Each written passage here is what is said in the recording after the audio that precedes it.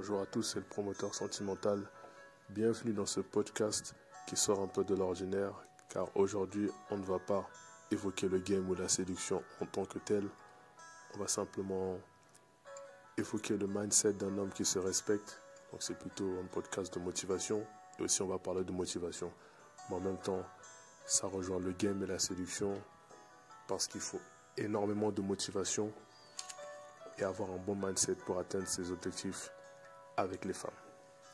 Premièrement, n'oublie jamais que si tu veux que les autres te respectent, eh bien commence par leur montrer que toi-même tu te respectes.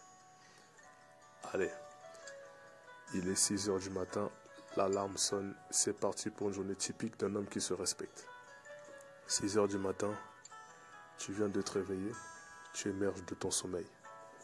À 6h20, tu te laves et pendant que tu te rases, tu penses déjà aux objectifs que tu t'es fixés au début de l'année, de préférence. Tu es honnête avec toi-même. Tu sais ce qu'il te reste à faire et comment y arriver. 6h45. De préférence, tu préfères un petit déjeuner sain et quoique bien équilibré. Tu ne te permets pas de manger n'importe quoi parce que tu as conscience que la santé passe par ce qu'il y a dans ton assiette. Et puis après tout, sans la santé, pas de travail physique ni intellectuel. Tu en es conscient. À 7 heures, alors que tu es en train de te brosser les dents, tu penses à l'entreprise que tu as envie de fonder. Le statut d'auto-entrepreneur te fait un peu peur. En réalité, tu as peur du regard des autres. Tes proches ne te soutiennent pas forcément, tu le sais. Tu sais aussi que trop prêter d'attention au regard des autres, c'est automatiquement stagner. C'est pas parce que personne autour de toi n'ose que toi aussi, tu dois les suivre. À 7h10, soudainement et heureusement, tu te souviens que l'échec est la mère du succès. L'échec est permis. Tu ne perds rien à essayer, mais alors rien. À 7h30, au moment où tu fermes la porte de chez toi, tu te dis au fond de toi, eh bien, autant viser la lune. Car en cas d'échec, on finit dans les étoiles. Tu as raison de te dire ça. À 9h, 1 heure avant la pause, alors que tu es au travail, tu entends une conversation dans laquelle ton collègue de travail évoque son cousin qui est arrivé 2e au marathon de 20 km auquel il a participé.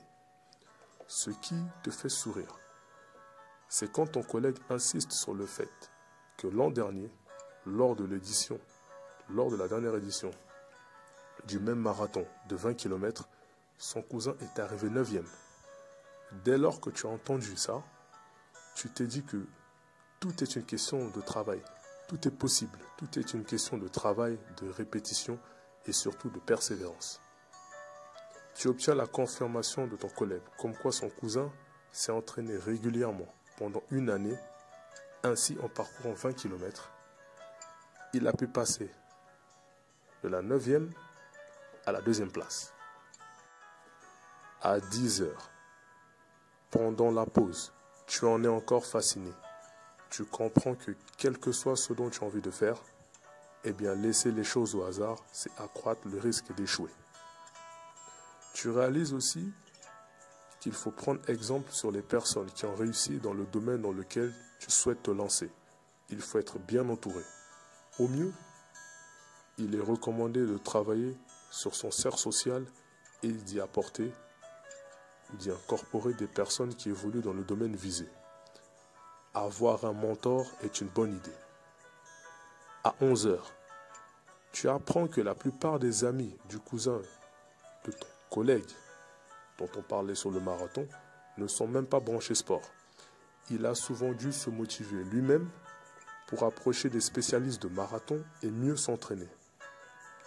Tu te dis que toi aussi, si personne autour de toi ne te soutient dans ton projet, eh bien tu as intérêt à rester concentré.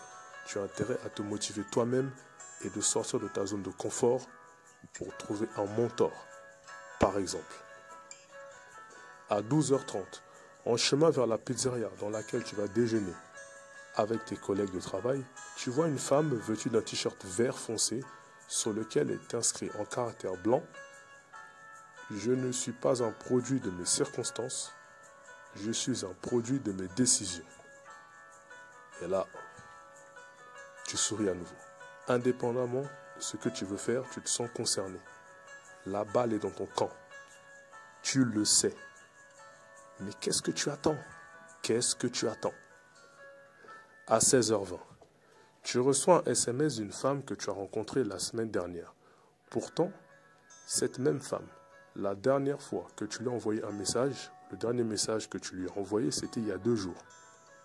2 jours d'attente pour un SMS. C'est cher payé. C'est plutôt alarmant. Allez, réponds-lui d'ici 3 à 5 jours, vu qu'apparemment tu n'es pas encore une priorité pour elle. À 17h, alors que tu t'apprêtes à quitter le travail, tu te retrouves avec cette collègue qui te confie ce qu'elle pense d'un collègue en particulier. Elle invoque leur querelle. Rappelle-toi, le commérage, c'est pas ton affaire. Garde ton énergie pour te concentrer pour tes objectifs et tes projets. À 20h, tu rentres de la salle de sport, un peu fatigué. Au dîner ce soir, un repas léger et sain pour la santé. Il est 22h, on ne change pas les bonnes habitudes. La santé passe par le sommeil. Tu as besoin de 8 heures de sommeil pour faire le plein d'énergie. Bonne nuit et applique ces conseils. À bientôt.